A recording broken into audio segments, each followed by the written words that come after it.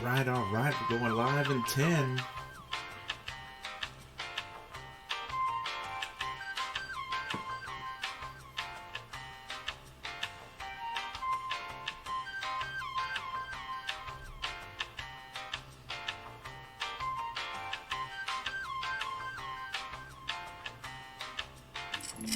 $10 Sports.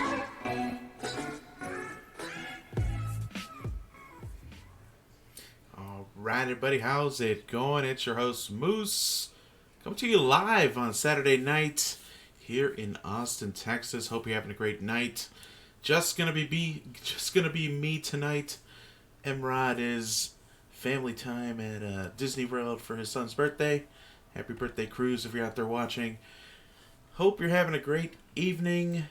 It's been a couple weeks since we had our $10 sports. We took the week off last week, of course. If you saw Buc'ing Hangover, you know the guys went up to Seattle to see the Buccaneers and Seattle Seahawks in action. And, man, it's amazing how trips take a lot out of you now that you're over 30. Really pedal to the metal for most of those. Man, I don't even know if I was up there for 72 hours, like 60 hours total in Seattle, and we went down to Portland for a couple hours as well, there and back in one day. So still recovering, but we are back for week 11 of the NFL season for $10 sports. Kind of happy we missed out on week 10. We'll talk about that in a moment. Week 10 had some pretty crazy upsets. Kind of wish I did my Moose's Dogs pick, because I might have won some money last week on the underdogs. But we'll look at how we did on week 9 like we usually do, and we'll use that as our last week for pick's sake, as well as looking how Emrod did. I've got Emrod's picks. He sent those my way, so we'll look at what he's thinking for this week. This week is a tough slate of games. I'm not going to lie. It was tough to get 5 picks that I felt confident in. I mean, I know we're like 0 for 9 so far on the $10 parlay of the week, and honestly, we've hit a couple over-unders, and we've hit the one Moose monster teaser all season so far. So I'm feeling pretty not confident in this week's $10 parlay, and I think Mike's is kind of rough too. And we'll take a look at that. We picked against each other in a few games, so maybe one of us is gonna hit it this week finally. I played it safe. I took maybe 1 or 2 underdogs and took some heavy favorites. The payout isn't great, but I'll take $130. And again, we'll get to that in a moment. As always, we'll have the ticker down below me with our picks if you want a early preview of what we'll be talking about. The monster teaser this week is a 9-gamer. We hit a 9-gamer a few weeks ago where we got $200. So gonna go with the 9 games again. I think I went with 7 points. No, I did a 6.5 point teaser this time for the Moose's Monster teaser, and I'm liking my odds there. We'll look at the teaser from 2 weeks ago where the only one I messed up on was Packers Chargers. That was a surprising game. We'll talk about that in a moment. So, $10 sports, we're really excited because we're getting ready to hop back on to like true podcasting. We'll, of course, always have our video podcast here on YouTube, hosted on YouTube, but we will be back in the true podcast game because if you're not paying for YouTube, then you can't hear us talk while you're driving around. And I know that's difficult, and I know as I'm listening to our podcast just to see how we can get better, it's really challenging because I have to keep the screen on while it's and plugged in on the phone and make sure the screen doesn't go down so we can hear each other and kind of get ready for the next week. So we're going back to Apple, iTunes, or I guess it's Apple Podcasts now, back on Google Podcasts and on Spotify as well. We should have that ready to go in the next few weeks, and we'll start re-releasing our content a couple clips at a time, and we'll give you updates on Twitter at $10 Sports, of course. So let's get right at it. I know it seems like a while ago, but week 9, only 2 weeks ago, and again, that was our trip over to Seattle. And we've got Emrod's picks from 2 weeks ago, and it was not a good time for him. Going 1-5. Mike likes doing the 6 picks. 1-for-5 on the week 9 picks. I've got the week 9 schedule in front of me just because I don't remember who played who last 2 weeks ago. But if you remember, we talked about this on the episode leading up to week 9. I said I think the Dolphins can get it done against the Jets, and that's exactly what happened. The Dolphins getting their first win of the season 2 weeks ago against the Jets, and I think they won last week too. I don't know if they're trying to make a playoff push.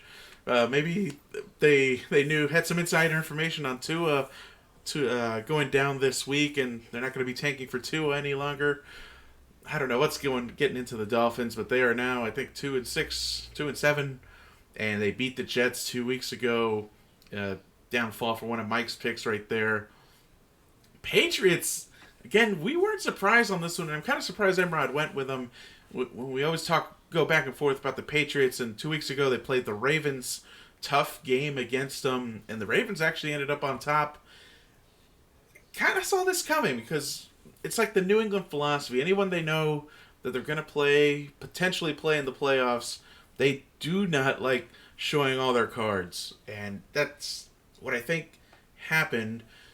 New England took it easy. They know they're going to cruise to like a 12-4, 13-3 record without even trying. So why show all your cards against a team that you might be playing in the AFC Championship game this year? It's certainly the way the Ravens look and the way Lamar Jackson is looking, MVP candidate, probably MVP winner barring injury or spectacular crappy play in the upcoming weeks. It's going to be probably Ravens-Patriots if they're not meeting beforehand. I think that's a good AFC Championship game contender. Might be in Baltimore the way things are looking as well. Which would be an interesting game. Well, Ravens coming out on top, so spread's no good there for the Patriots. Bears, who did the Bears play? Bears, Eagles. That was one of my no-goes. Didn't want to touch that one. I think Emrod was hoping for the Bears bounce back. I think that was Trubisky's first game back from injury as well. Typical Trubisky, typical Bears, going down to the Philadelphia Eagles. What's the score? 22-14. He had the Bears straight up. Jaguars going down as well. That was a game in London, I think. And kind of an odd pick there. I don't know if I would have gone Jaguars. Texans taking care of business. I think that was a 26-3 score. And then the Giants +7 couldn't take care of business against the Cowboys. The Dr. Jekyll and Mr. Hyde Dallas Cowboys, who we don't know if are they good? Are they not good? Are the Eagles going to end up winning the division by default because they're kind of playing more consistent football than the Dallas Cowboys, which isn't saying much? I don't know what's going on with the Cowboys. They look great one week. They look terrible the next week. They score. They can't score. They rush. They can't rush. I don't know what's going on. Only game Mike getting right this for week 9, of course, Carolina. Comfortable victory against the Titans, 30-20.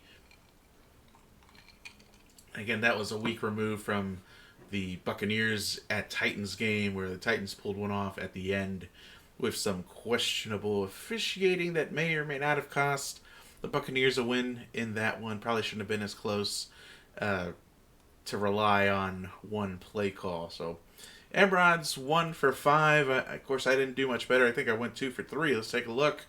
For week 9, 2-3 for me. I took the Texans with the spread -2. They won comfortably, and also took the Panthers. Kind of a big surprising loss for me right here. The Packers. Out of nowhere, the Chargers playing some defense, or I guess the Packers had their down game. I'm trying to remember 2 weeks ago. Aaron Rodgers really not playing that well. 26-11 in the friendly confines of whatever they're calling that soccer field now that only seats 25,000 Packer fans. Since I'm fairly certain that's how many Packer fans were at that game in Los Angeles.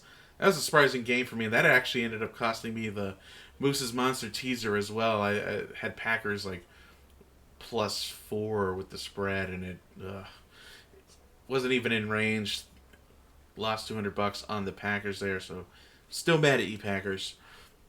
Colts -1. This was a toss up, and game was. It's amazing how Vegas just sometimes nails stuff, right? So Steelers 26, Colts 24. Jacoby Brissett going out early in that game, probably causing the Colts not to win that game. It was a tough sledding once he was out of the game, back and forth. Valiant effort by the Colts backup, but it wasn't meant to be. Steelers pulling that one off. Big red X for me there. And the Browns, that's just another team. I told myself I wouldn't let myself get hurt by them again. Pulled them up and took the spread against the Broncos, which we didn't know who was going to show up. I don't even know if that was a Joe Flacco-less game. I think it was Week 10 was the first no Joe Flacco. Regardless, Broncos taking it 24-19 against the Browns, so spread's not good on that one. 2-3 for Week 9. Let's look at Week 10.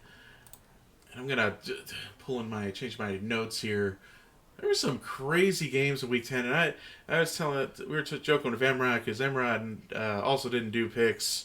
We just needed a week off to revamp and just collect more data to get ready for the home stretch here, heading into the playoffs, last month and a half of the season.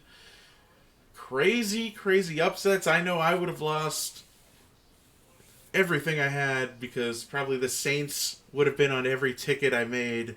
Saints Falcons 26-9, very the most surprising game of the year so far. I mean, the Falcons have looked down and out for most of the year. Then out of nowhere, here they are beating the Saints in the Mercedes-Benz Superdome. 26-9, Falcons take that one. I think another surprise for me. What? I mean, I think we expected the Bears to win, and then there was Dolphins and Colts. I didn't think the Dolphins would pull it off, but Colts playing with their backup quarterback. Guess we didn't see that one coming, kind of. Steelers Rams also would have gotten me as well. 17-12 final there. What is going on with the Rams? I don't think they make the playoffs this year, especially with the way Seahawks and the 49ers, who keep maintaining their momentum, are playing. I don't think there's room for the Rams in the playoffs this year, and that's crazy. Being a Super Bowl finalist last year, and then you fall, and you're not going to make the playoffs in borderline weak division, though it's looking a lot stronger than we thought at the beginning of the year now. That definitely is disappointing. And again, Vikings, Cowboys, you don't know what you're going to get from either team. And the Vikings prevailed on that one. I think that was a Sunday Night Football game, wasn't it? Vikings 28, Cowboys 24, beating them in Dallas. Kirk Cousins looks like he kind of deserves his money now again. Everything's been great almost since the apology to his receivers. Seahawks 49ers was an amazing game. I was tuning in and out of that one. So that one, I had the 49ers, but they couldn't pull it off at the end. Some drops, a little bit of fumbleitis, and the Seahawks come out with a last-second OT victory with making a last-minute field goal in overtime. Are there any other surprises? I guess Browns-Bills, kind of a surprise there. Oh, how did I miss the Titans and Chiefs? Ryan Tannehill, is he the answer in Tennessee? That game was on Fox here in the area, and that was a shootout as well. Patrick Mahomes was back. The Titans Derrick Henry's so impressive when he's used correctly. He has so much more finesse than you would think for a bigger guy, and I'm glad that they're finally not doing this whole power running game that they tried for the last 2 years they've had him.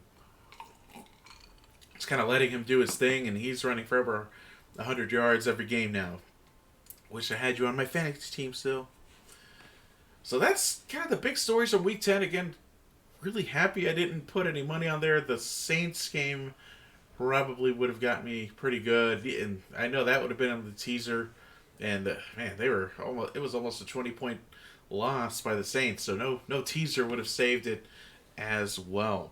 So let's move on to Week 11. This is a tough slate of games. Let's bring them up, and we'll talk about a few of them. Starting with the Dallas Cowboys and the Detroit Lions.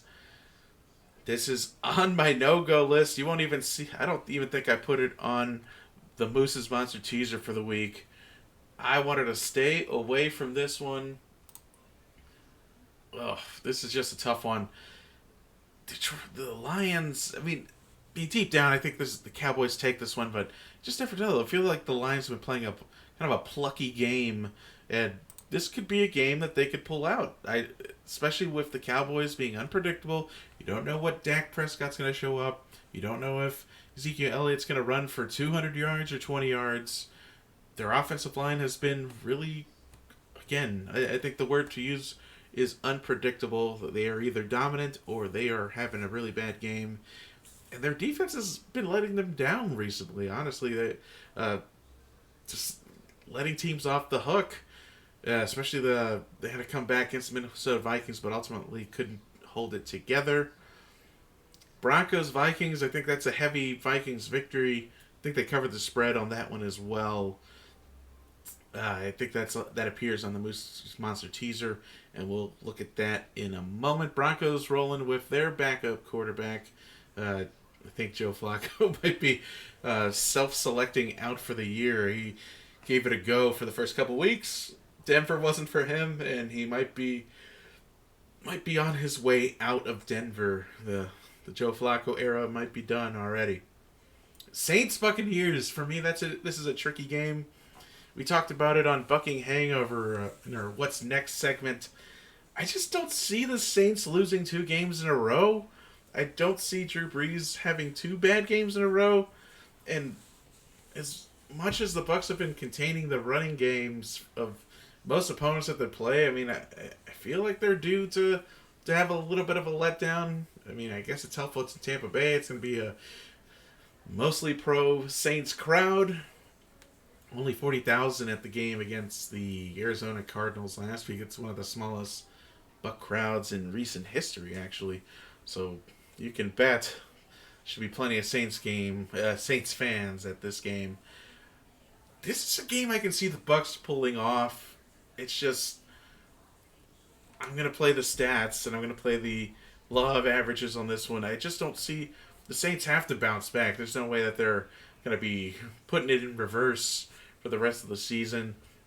I think the Atlanta Falcons game was a wake-up call. Maybe they were looking ahead. I mean, maybe not necessarily to the Buccaneers, but maybe they're looking ahead, thinking we're getting into December and getting ready for playoff mode. I don't know. It was just kind of an odd game where I think a lot of things went right for the Falcons, but ultimately just a big letdown for the Saints, and I'm hoping they don't take it out on the Buccaneers, but there's always the possibility that this game turns into a shootout, like we saw a few years ago in the Superdome, where I think the Bucs prevailed. Falcons Panthers, I think it's going to be run CMC all over the place. Panthers, I think, have this one pretty handily, and they should cover that. Bills Dolphins. Bills visiting Miami. I think the Bills get it done, though. I almost might be tempted to take the Dolphins with this spread at 6.5. I think they can keep it within a touchdown against the Bills. Bills aren't exactly lighting the world on fire on offense, so I don't know. This might be kind of an underdog pick of the week here, is taking Miami with the spread. Jags Colts, another AFC South matchup. I think Jacoby Brissett is back. Colts getting the benefit of the doubt of being home, but I think this is one of my underdog picks. I would take the Jaguars to win straight up, especially with Nicky Foles coming back into the fold for the Jacksonville Jaguars. The stash era is over. Nick Foles is back. Gardner Minshew, he will always be my hero. Texans Ravens. I think this is. I think a lot of people are giving the Texans more credit. I think it's cold, straight pick. You pick the Ravens here, and you could probably take them with the spread. Deshaun Watson is a game changer, but I just don't know if he can get it done, especially with a little bit of depletion on defense. J.J. Watt out for the year, and Texans have been having a tough year on defense as it is. Game of the week material here. Your New York Football Jets against the Washington Redskins. I think I would stay away from this one. But I know I didn't. I picked the Jets, and I'm not sure why. I think it's because we love the dumpster fire that are both teams, but I feel like the Jets have more weapons. We saw Le'Veon Bell score a touchdown last week, so maybe, just maybe, the Jets can get something going this week. I'd really appreciate that. Jets, take them with the spread, +2. Moving on to our late games, our 4 p.m. games Eastern. Cardinals, 49ers. I think that'll be a pretty heavy 49ers win, though I might take the Cardinals with the spread here at 10 points. I think they can. I was pretty impressed seeing almost a full game of Kyler Murray when he was playing the Buccaneers last week. That offense, especially with Christian Kirk, if he can get open, we saw that against Buccaneers. Of course, Buccaneers secondary, definitely on a different level than the 49ers secondary. I think they can keep it close, though, at least within 10. So I might take Arizona with the points, but San Francisco to win for sure. Patriots-Eagles, always a classic game when they get together. Super Bowl rematch. And I think this is New England without a problem, even on the road. Bengals, Raiders, big spread for the Raiders here. I think one of Mike's picks has Raiders with the spread. It's putting a lot of faith on the Raiders, or maybe Bengals are, I think, a good contender for 0-16 this year. They are brutal. They are brutal. Bears, Rams, our Sunday night football game should be a good one out in Los Angeles. This one was a no-go for me. I mean, I had to pick. I mean, I guess, I don't know.